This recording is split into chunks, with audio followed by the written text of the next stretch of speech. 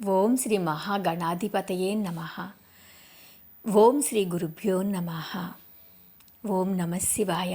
జై శ్రీరామ్, జై హనుమాన్. హనుమాన్ అవతార లీలా రహస్యంలో హనుమంతుడు లంకలో ప్రవేశించి అక్కడ ఏమి చూశాడు అనేది ఈరోజు తెలుసుకుందాము. మహావేగు హనుమంతుడు మనోహరమైన లంకా ప్రవేశించి సీతమ్మ వారి జాడ అన్వేషిస్తూ ఆ రాత్రి విచిత్రములైన రంగుల పూలదండలతో అలంకరించిన రాక్షసుల భవనాలన్నింటినీ శోధించాడు.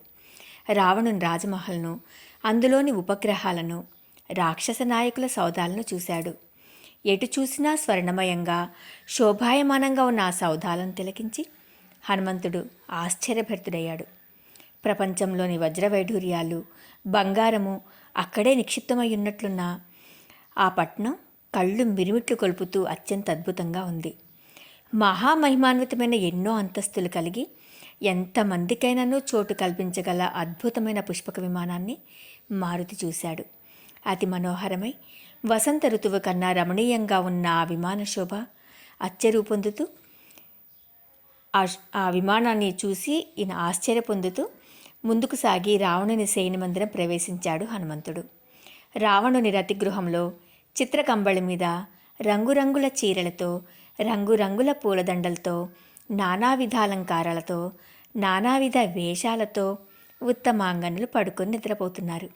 వారందరూ మద్యపానం చేశారు, క్రీడించారు, సొమ్మశీలి నిద్రపోతున్నారు. వారు మద్యపానం చేసి మదన క్రీడలో ఉన్నప్పుడు వారు పెట్టుకున్న పూలదండలు, ఆభరణాలు, స్థానాలు తప్పిపోయాయి. వారి అర్ధనగ్న శరీరాలతో మైమర్చి నిద్రపోతున్నారు. కొందరు పెట్టుకున్న ముత్యాల హారాలు చంద్రకిరణాల వల్లే తేజరిల్లుతూ వారి స్థనాల మధ్య హంసలు పడుకున్నట్లుగా కనిపించినాయి. కొందరు పెట్టుకున్న వైఢూర్య హారాలు వారి స్థనాల మధ్య కౌదంబ పక్షుల వల్లే కనిపించాయి. కొందరు పెట్టుకున్న హేమసూత్రాలు వారి స్థనాల మధ్య చక్రవాక పక్షుల వల్లే కనిపించాయి.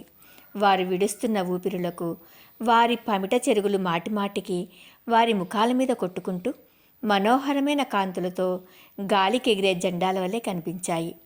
ఆ స్త్రీల అందరి మధ్యన పడుకొని ఉన్న కాంతివంతుడు రావణాసురుడు నక్షత్రాల మధ్య చంద్రుడి వల్లే తేజరిల్లుతున్నాడు. ఆ బుద్ధిమంతుడు హనుమంతుడు ఆ అంతఃపురంలో ఏ ఒక్క ప్రదేశము వదిలిపెట్టకుండా అంతా చూశాడు. కానీ సీత మాత్రం కనిపించలేదు. ఆ రతిక్రీడా మందిరంలో మదన వ్యాయామంలో అలసిపోయి ముకుళించుకున్న పద్మాల వల్లే నిద్రాపరవశులైన ఆ వరాంగనలను చూసి దృఢమనస్కుడు హనుమంతుడు అట్లా అంతమంది పరస్త్రీలను చూడటం వల్ల ధర్మోల్లంఘనం చేయలేదు కదా అనే సందేహంలో పడ్డాడు. నేడు నా వల్ల మహాపరాధం జరిగిందనుకుంటూ విచారణలో మునిగిపోయాడు. ఉత్తర క్షణంలో అతని మనస్సులో మరో భావం ఉదయించింది. ఆ సమయంలో భగవత్ స్మరణ వల్ల అతని హృదయం పరిశుద్ధమైంది. సీతామాతను చూడవలను అనే ఒక నిశ్చయంతో అట్లా తిరిగి చూశాడు. పరపురుషులు ఎవ్వరూ రాలేరు అనే నమ్మకంతో ఆ సుందరాంగనలు విచ్చలవిడిగా నిద్రపోతున్నారు. శుభాశుభ స్థితులలో ఇంద్రియాల ప్రవర్తనకు మనస్సే కారణం. మనస్సును బట్టే దేహేంద్రియాలు ప్రవర్తిస్తూ ఉంటాయి. వారిని అట్లా చూసినప్పుడు ఏ కొంచెం మనోవికారం కలగలేదు. నా మనస్సు వ్యవస్థ తప్పలేదు. స్త్రీలు లేని చోట నేను సీతాదేవిని వెతికినా ప్రయోజనం ఉండదు. అందువల్ల స్త్రీలు ఉండే చోటు నేను జాగ్రత్తగా వెతికాను. నాలో దోషం లేదు అనుకున్నాడు అచంచల మనస్కుడైన ఆ హనుమంతుడు. ఎంత వెతికినా సీతమ్మ వారి జాడ కనబడకపోవడంతో హనుమంతుని మనసు బాధపడింది. తన ప్రభువు శ్రీరామచంద్రునకు సీతామాతకు నమస్కరించాడు. అప్పుడు అల్లంత దూరంలో అతనికి అశోకవనం కనిపించింది. సంతోషంతో ముందుకు సాగాడు. సీతా సందర్శన.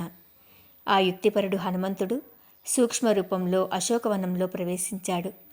చంద్రుని కాంతులతో తేజరుల్లుతూ ఉన్న ఆ సుందరవనమంతా సీతామాత జాడ కొరకు కలియచూశాడు. ఆ సమయంలో హనుమకు చంద్రుని వెన్నెల మనోహరంగా తోడయింది. ఆ వనంలో పలు ప్రాంతాలు పరిశీలించి వనం మధ్యలో ఉన్న శింషుపా వృక్షం అధిరోహించాడు. ఆ కేసరి నందునకు ఆ వెన్నెల కాంతిలో దగ్గరలోనున్న పెద్ద ప్రాసాదం ప్రక్కన చెట్టు క్రింద మలిన వస్త్రాలు ధరించి ఉపవాసాల మూలంగా కృశించిన శరీరంతో శుక్లపక్షం ప్రారంభం నాటి చంద్రరేఖల వలె ఉన్న స్త్రీ కనిపించింది. శ్రీరామచంద్రుడు జానకిని వర్ణించి చెప్పడం జ్ఞాపకం వచ్చింది మారుతికి. ఆ స్త్రీమూర్తిని మరలా పరికించి చూశాడు. ఆయనకు ఈ స్త్రీమూర్తి నిస్సందేహంగా సీతామాతయ్యని నిశ్చయం కలిగింది. ఆమె చుట్టూ రాక్షసి సమూహం ఉంది. సీత యొక్క దురవస్థను చూసి హనుమంతుడు అతి వ్యాకులితుడయ్యాడు. అంతలో రావణాసురుడు దాసీ పరివారంతో సీత వద్దకు వస్తున్నట్లు కనపడింది. రావణుని రాకను గమనించిన హనుమంతుడు చెట్టుపై ఆకుల చాటున కనబడకుండా కూర్చొని జరిగేదంతా పరిశీలిస్తున్నాడు. రావణుడు సీతామాతకు అనేక ప్రలోభాలు చూపించాడు, భయపెట్టాడు. 2 నెలల గడువు పెట్టి వెళ్ళిపోయాడు. రావణుడు వెళ్ళిన తర్వాత రాక్షసీ జనం అటూ ఇటూ కొంతసేపు పోరాడి గాఢ నిద్రపోయారు. ఇక హనుమంతుని సందేశం గురించి తెలుసుకుందాము.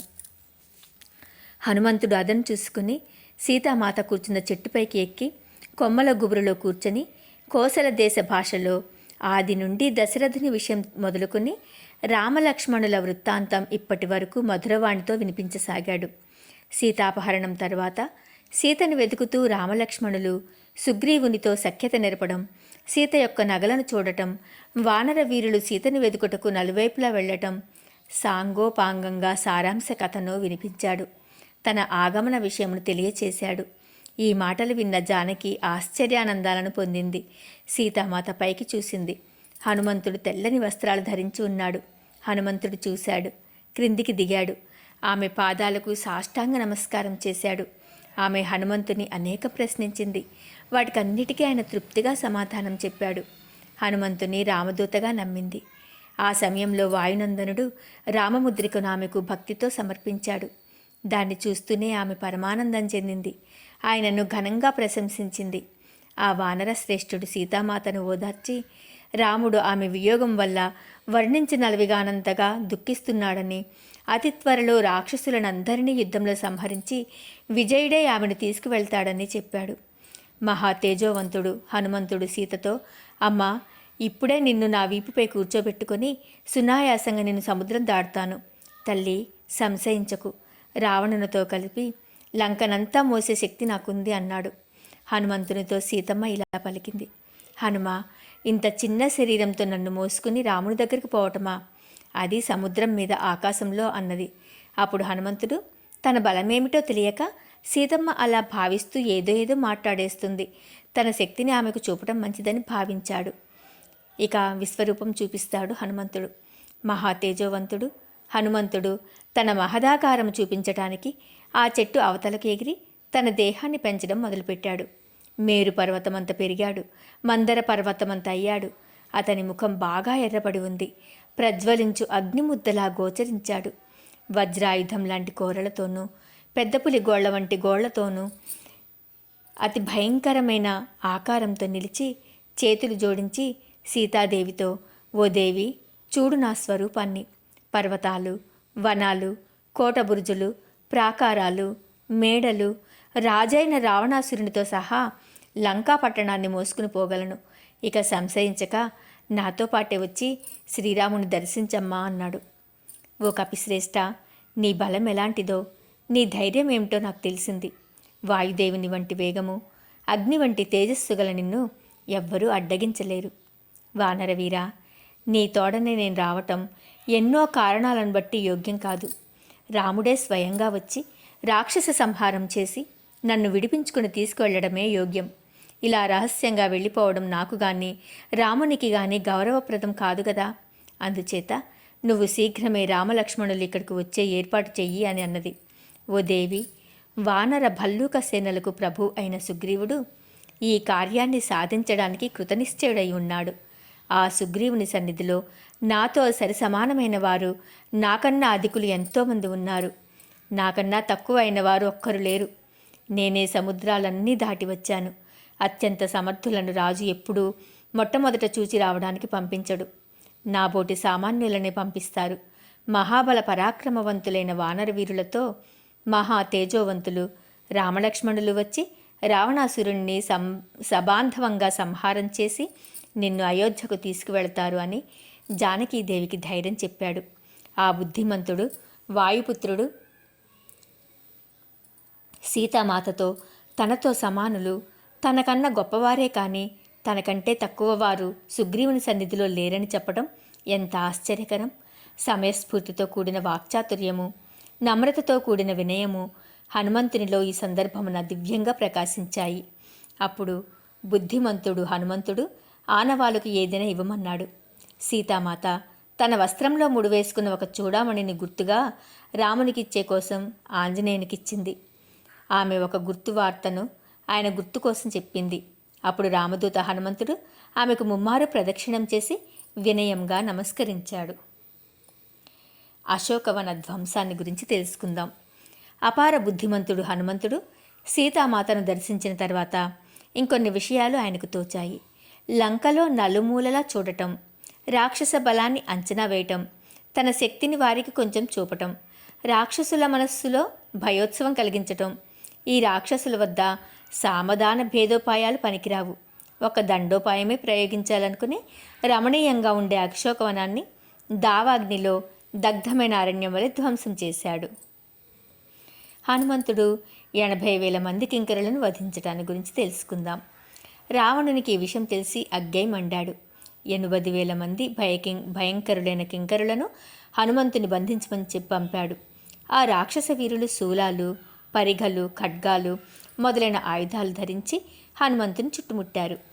అంతటా భయంకర పరాక్రముడు మారుతాత్మజుడు వృద్ధుడు అయిపోయి వాయుదేవుని వలె చెలరేగి రాక్షస సైన్యం మీద విరుచుకుపడ్డాడు. చెట్లను రాళ్లను పెకిలించి రాక్షసుల మీద విసిరాడు. ఇనుపగద్దతో వారిని అందరినీ వధించాడు. ఇంకా మరికొన్ని విషయాలు రేపటి రోజున తెలుసుకుందాం. జై హనుమాన్, జై శ్రీరామ్. ఓం నమః శివాయ.